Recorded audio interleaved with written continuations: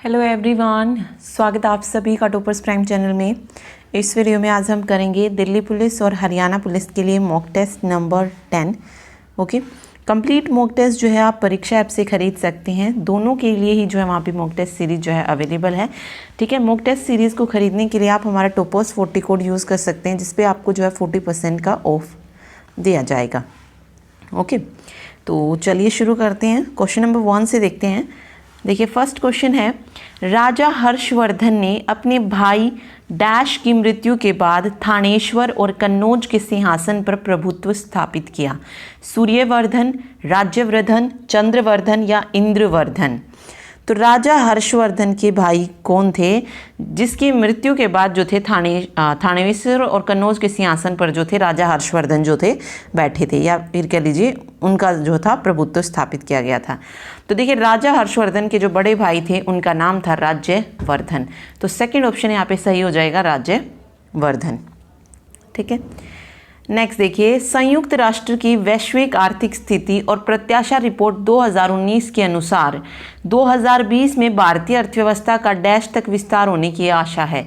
7.8% तक, 7.1%, 7.2% या फिर 7.6%। तो राइट आंसर क्या हो जाएगा यहाँ पे? 7.1% तक विस्तार होने की आशा है। सेकेंड ऑप्शन जो है सही होगा।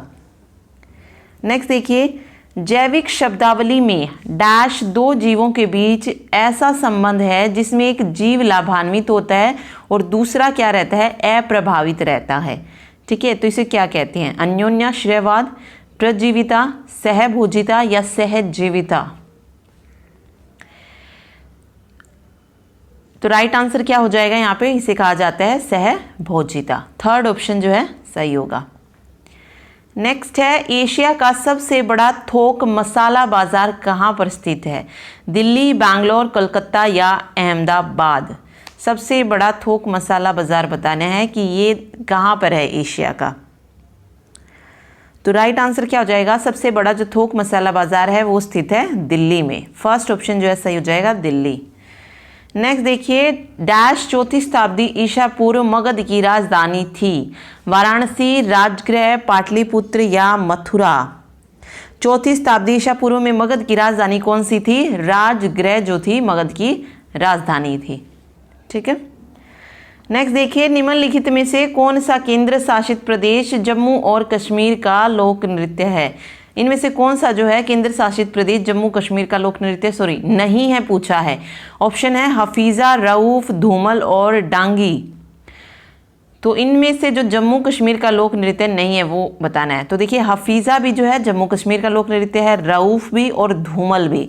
डांगी जो है ये जम्मू कश्मीर का लोक नृत्य नहीं है। तो राइट आंसर जो हो जाएगा यहाँ पे वो हो जाएगा डांगी। अब डांगी कहाँ का लोक नृत्य है ये भी पूछ सकते हैं। तो डांगी लोक नृत्य है हिमाचल प्रदेश का। ठीक है, हिमाचल प्रदेश में अगर आप देखेंगे और भी हैं, झोरा है, पूछा जाता है झोरा कई बार। ठीक है, छापेली, ये सारे कहाँ के हैं? हिमाचल प्रदेश के लोक नृत्य हैं।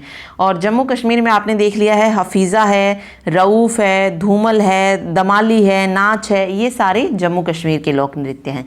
ठीक है, तो यहाँ पे फोर्थ ऑप्शन सही हो जाएगा। नेक्स्ट देखिए, 14वें दलाई लामा डैश में रहते हैं। धर्मशाला, कलिम्पोंग, शिलोंग या गंगटोक। 14वें दलाई लामा के बारे में बताना है कि कहाँ पर जो है रहते हैं। तो राइट आंसर जो हो जाएगा यहाँ पे, जो 14वें दलाई लामा है वो रहते हैं धर्मशाला में। ठीक है, तो राइट आंसर यहाँ पे धर्मशाला हो जाएगा। ओके, चलिए अगला देखते हैं। बिरजा मंदिर, राजरानी मंदिर और समलेश्वरी मंदिर सभी डैश में स्थित हैं। असम, तमिलनाडु, केरल, ओडिशा। तो ये कुछ मंदिरों के नाम दिए गए हैं, जैसे बिरजा है, राजरानी है, समलेश्वरी है। ये अब हमें बताने कि ये किस राज्य में स्थित हैं। तो ये तीनों ही किस राज्य में हैं? ओडिशा में हैं। तो फोर्थ ऑप्शन यहाँ पे सही हो जाएगा, ओडिशा। ठीक है, चलिए अगला देखते हैं। भारत में वैदिक सभ्यता किस नदी के किनारे विकसित हुई? तापी, गोदावरी, नर्मदा या फिर सरस्वती। तो हमें पूछा गया है वैदिक सभ्यता किस नदी के किनारे विकसित हुई थी, तो वैदिक सभ्यता विकसित हुई थी सरस्वती नदी के किनारे। तो राइट आंसर हो जाएगा यहाँ पे सरस्वती नदी। ठीक, ओके, अगला देखिए, कहाँ का गोल गुंबद मोहम्मद आदिल शाह का मकबरा है? आगरा, बीजापुर, दिल्ली या इलाहाबाद? तो देखिए, गोल गुंबज कह लीजिए या गोल गुंबद, ये बीजापुर के सुल्तान अहमद शाह मोहम्मद आदिल शाह का मकबरा है। ठीक है, तो बीजापुर हो जाएगा। ठीक, और बीजापुर कहाँ पर है? कर्नाटक में है। ठीक है, कर्नाटक में है।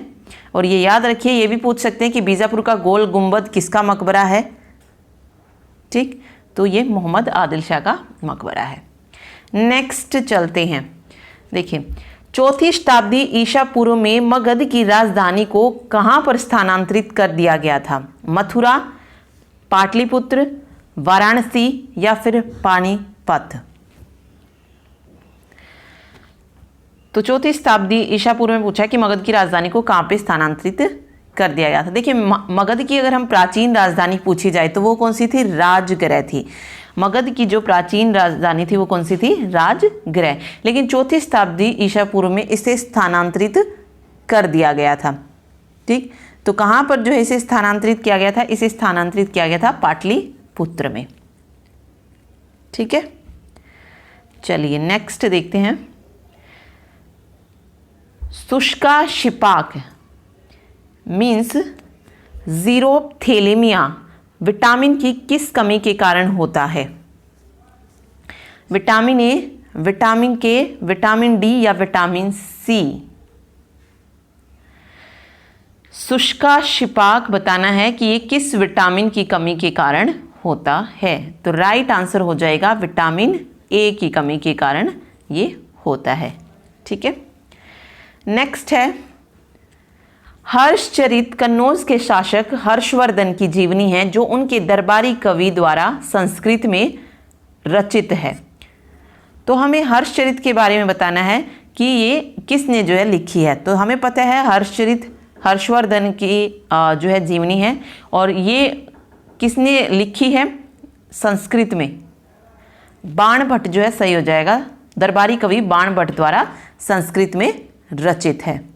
ठीक है, नेक्स्ट देखिए, गुजरात में डैश झील वस्तुतः एक कृत्रिम जलाशय है जो मौर्यों के शासन के दौरान बनाया गया। तो ऐसे गुजरात में कौन सी झील है जो एक क्या है? कृत्रिम जलाशय है। पुष्कर झील, लोनार झील, लोकटक झील या सुदर्शन झील? तो कौन सी झील है जो एक कृत्रिम झील है गुजरात में? वो है सुदर्शन झील। तो फोर्थ ऑप्शन यहाँ पे सही होगा। ठीक है, नेक्स्ट देखिए, ग्रहों के वैज्ञानिक चंद्रमा के चारों ओर विद्यमान पतले गैसीय आवरण को क्या कहते हैं? चंद्रमा का अंतःमंडल, चंद्रमा का तापमंडल, चंद्रमा का बहिर्मंडल या चंद्रमा का वायुमंडल? तो यहाँ पे पूछा है जो वैज्ञानिक होते हैं जो चंद्रमा के चारों ओर पतले गैसीय आवरण पाए जाते हैं उसे वैज्ञानिक क्या नाम देते हैं? तो राइट आंसर हो जाएगा चंद्रमा का बहिर्मंडल उसे कहा जाता है। ठीक है, नेक्स्ट देखिए, भारतीय संविधान का कौन सा अनुच्छेद धर्म, वंश, जाति, लिंग और जन्म स्थान के आधार पर भेदभाव पर रोक लगाता है? अनुच्छेद 25, अनुच्छेद 23, अनुच्छेद 19 या अनुच्छेद 15?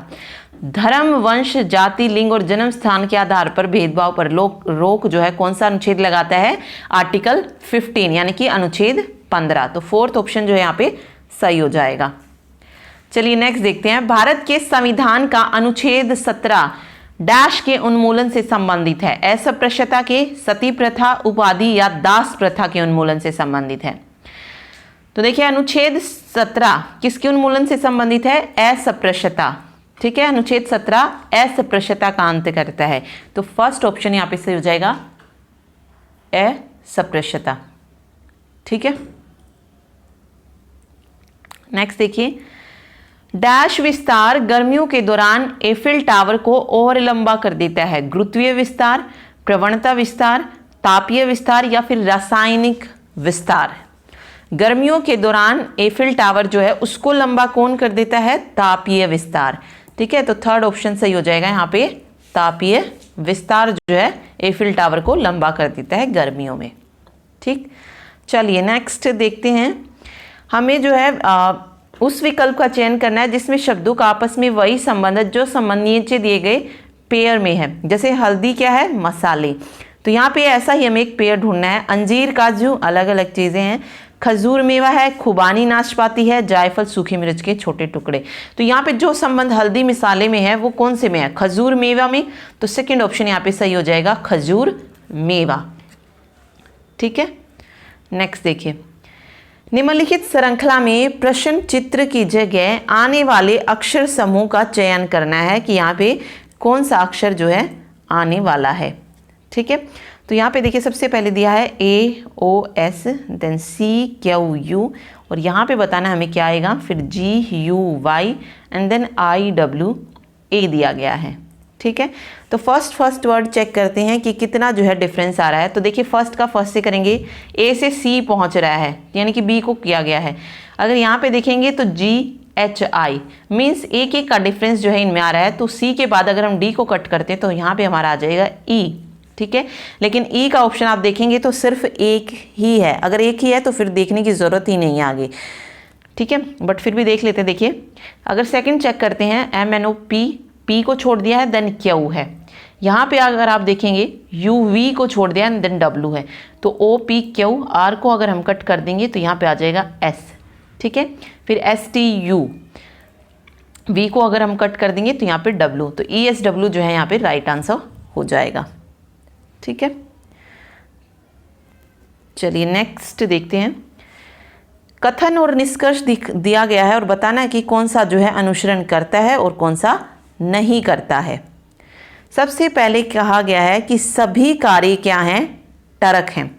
जितनी भी कारें थी, मान लेते हैं ये कारें थी, सभी कारें क्या हैं, सभी कारें ट्रक हैं। ठीक है, कुछ बसें हैं जो ट्रक हैं, कुछ बसें भी ट्रक हैं। ठीक, अब कह रहा है निष्कर्ष देखिए कि सभी कारें, जितनी भी कारें हैं वो क्या हैं, बसें हैं। तो बिल्कुल नहीं है क्योंकि सभी कारें क्या हैं, ट्रक हैं। तो बस ये कैसे हो सकती है, तो ये निष्कर्ष नहीं निकलता है। फिर कह रहा है कि कुछ बसें ट्रक हैं, तो ये तो ऑलरेडी इसमें दिया गया है कि कुछ बसें ट्रक है, तो वैसे ये फॉलो करेगा, तो ये बिल्कुल ठीक है। आगे कह रहा है कि सभी ट्रक, जितने भी ट्रक हैं वो क्या हैं, बसें हैं, तो बिल्कुल भी ऐसा नहीं है। ठीक है, तो ये भी गलत है। तो सिर्फ निष्कर्ष 2 जो है हमारा अनुसरण करता है, केवल निष्कर्ष 2 अनुसरण करता है। ठीक, चलिए नेक्स्ट, इसमें बताना है हमें कि कौन सा जो है आएगा। यहाँ पे 1 दिया गया है, देन उसके बाद 5, 9, 15 और क्वेश्चन मार्क। यहाँ पे बताना है हमें कि यहाँ पे क्या आने वाला है। सबसे पहले दिया गया है 23, उसके बाद है 21, 39 और 125। तो वही सीरीज़ की तरह ही क्वेश्चन चल रहा है और हमें साथ साथ शेप को भी देखना है कि कौन सी शेप जो है यहाँ पे बनेगी। ओके, तो देखिए अगर मैं इनमें डिफरेंस देखूँ तो कितने का है, 1, 4, 5। ठीक है, 5, 4, 9, फिर 9, 6, 15। अब देखिए 4 2 बार रिपीट हुआ था तो ऑब्वियस है 6 भी 2 बार रिपीट होगा, तो 6 और 5 11। ठीक है, 21। तो यहाँ पे राइट आंसर 21 हो जाएगा और शेप बनेगी ये वाली। ठीक है, तो राइट आंसर 21। नेक्स्ट देखिए 425, 121 एंड देन 529 और 961। अब हमें बताना है कि क्वेश्चन मार्क की जगह क्या आएगा। तो देखिए इसमें क्या किया गया है। सबसे पहले अगर आप देखेंगे तो ये है 2 का स्क्वायर। ठीक है, फिर 5 का स्क्वायर है, 121 11 का स्क्वायर है। ठीक है, 529 23 का होल स्क्वायर है और 961 जो है 31 का स्क्वायर है। तो देखिए कुछ इस तरीके से सीरीज़ जो है यहाँ पे चलाई गई। 11 स्क्वायर है, ये हमें बताना है। उसके बाद 23 का स्क्वायर है और 31 का स्क्वायर है। 2 और 5 में अगर आप देखेंगे तो 3 का डिफरेंस आ रहा है, आगे 6 का डिफरेंस आ रहा है। ठीक है, अगर यहीं पर हम 6 का डिफरेंस अगर लेते हैं तो ये हो जाएगा 17 का स्क्वायर, सॉरी एक मिनट,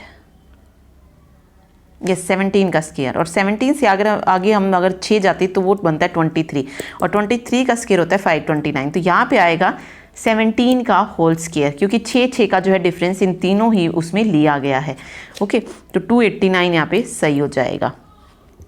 ठीक है, चलिए नेक्स्ट देखते हैं। दी गई आकृति में कितने त्रिभुज हैं? एक आकृति दी गई, उसमें त्रिभुज बताना है, 12, 10, 9 या 11। कितने त्रिभुज हैं? तो काउंट कर लीजिए। यहाँ से देखते हैं, फर्स्ट, सेकंड, 2 ये बन रही हैं, एक ये कंप्लीट बन रही है 3। ठीक है, एक यहाँ पे है ये 4, एक यहाँ पे 5। ठीक है, और एक ये पूरी बन रही है, सॉरी 1 मिनट, ये 6। ठीक है, उसके बाद अगर आप देखेंगे तो एक ये वाली बन रही है यहाँ से यहाँ तक, सॉरी एक वेट देखिए, दोबारा देखते हैं। सबसे पहले ये बन रही है यहाँ पे 1। ठीक है, एक यहाँ पे 2, तो 1 और 2 जो है ये हो गई हैं। एक ये है और एक ये बड़ी वाली है 2। ठीक है, एक बड़ी वाली ये इस साइड बन रही है 3। ठीक, एक यहाँ पे ये बन रही है 4। ठीक है, फिर ये 5, 6 और ये पूरी 7। ठीक है, 8 है। उसके बाद ये पूरी 9 बन रही है। तो यहाँ पे जो है कंप्लीट 11 जो है ट्रायंगल बनेंगी। ठीक, तो यहाँ पे जो है 11 ट्रायंगल जो है सही आंसर होगा। ठीक है, तो यहाँ पे जो है टोटल 11 जो है ट्रायंगल बनेंगी। चलिए अगला देखते हैं। अंगूर का फल से वही संबंध है जो काली मिर्च का है, मेवे, दाल, अनाज या मसाले। अंगूर क्या है? एक फल है, तो काली मिर्च क्या है? मसाले। तो काली मिर्च का मसाले से, तो यहाँ पे ये वाला आंसर सही हो जाएगा। चलिए नेक्स्ट देखिए। निम्नलिखित श्रृंखला में प्रश्न चिन्ह की जगह आने वाले अक्षर का चयन करें। WQ क्वेश्चन मार्क दिया है, देन HEC। तो इसको जो है हम उल्टा पढ़ के देखें अगर हम, तो CD को छोड़ दिया गया है, E आ गया है, फिर FG को छोड़ दिया गया है, H आ गया है। तो पहले फर्स्ट, फिर सेकंड, तो थर्ड, 3 अक्षर को हम छोड़ेंगे। H के बाद I को छोड़ दीजिए, J को छोड़ दीजिए, K को छोड़ दीजिए, क्या आ जाएगा? L आ जाएगा। ठीक है, उसके बाद भी अगर आप चेक करना चाहें तो 4 छूटेंगे, तो M, N, O, P को छोड़ने के बाद क्या हुआ जाएगा? तो राइट आंसर यहाँ पे L हो जाएगा। ठीक है, चलिए नेक्स्ट देखिए। मध्य प्रदेश के पहले राज्यपाल कौन थे? NN Wanchu, BD Sharma, GP Singh या डॉक्टर सीतारमैया। पहले राज्यपाल पूछें कि मध्य प्रदेश के पहले राज्यपाल कौन थे, तो राइट आंसर हो जाएगा डॉक्टर सीतारमैया जो थे मध्य प्रदेश के पहले राज्यपाल थे।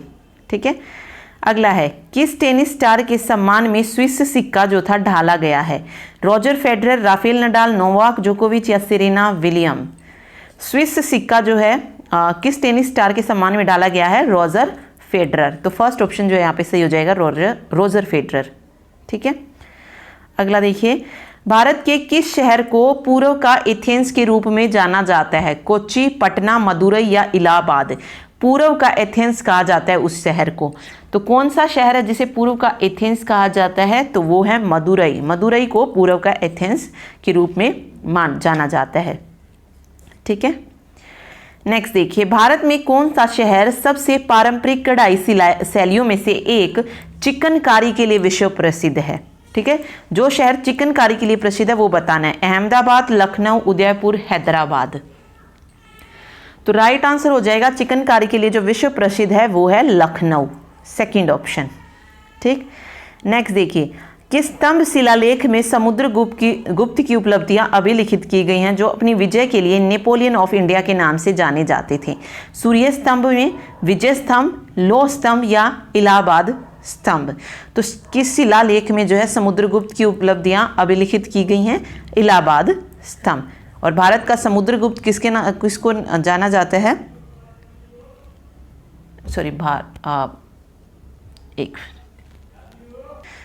नेपोलियन ऑफ इंडिया के नाम से जानते किसको? समुद्रगुप्त को। ठीक है, तो वो उनकी जो भी उपलब्धियां हैं वो कहाँ पर अभिलिखित की गई हैं?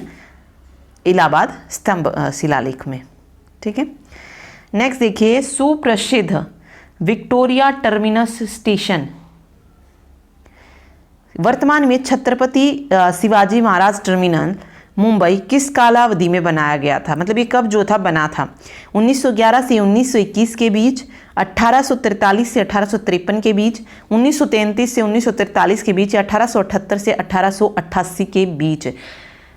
शिवाजी महाराज टर्मिनल, पहले इसको विक्टोरिया टर्मिनस स्टेशन कहा जाता था, ये किस उसमें जो था बना था।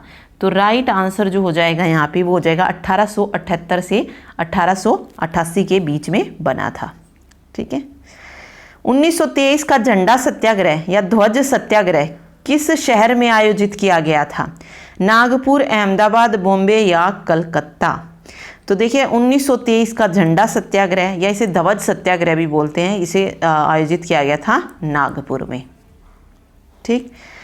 लाल रक्त कोशिकाओं के निर्माण के लिए शरीर का कौन सा अंग जिम्मेदार है, यानी कि आरबीसी। ठीक है, ये किस अंग से बनती है, मस्तिष्क, फेफड़े, अस्थि मज्जा या हृदय। तो राइट आंसर हो जाएगा अस्थि मज्जा, थर्ड ऑप्शन जो है सही होगा।